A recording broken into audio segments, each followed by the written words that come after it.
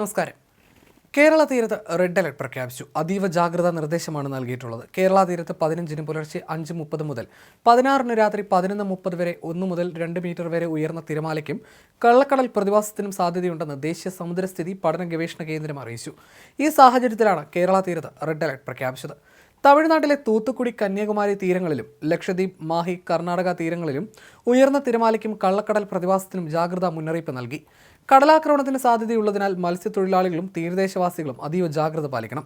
കടൽക്ഷോഭം രൂക്ഷമാകാൻ സാധ്യതയുള്ളതിനാൽ അപകട മേഖലകളിൽ നിന്ന് അധികൃതരുടെ നിർദ്ദേശാനുസരണം മാറി താമസിക്കണം. ചെറിയ വള്ളങ്ങളും ബോട്ടുകളും കടലിലേക്ക് ഇറക്കുന്നത് ഈ സമയത്ത് ഒഴിവാക്കേണ്ടതാണ്.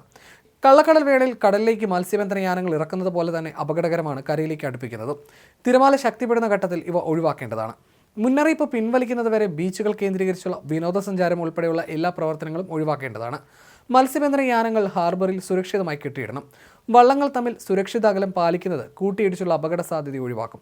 മത്സ്യബന്ധന ഉപകരണങ്ങളുടെ സുരക്ഷയും ഉറപ്പാക്കണം. ബീച്ചിലേക്കുള്ള യാത്രകളും കടലിൽ ഇറങ്ങിയുള്ള വിനോദങ്ങളും പൂർണ്ണമായും ഒഴിവാക്കണമെന്നും മുന്നറിയിപ്പുണ്ട്.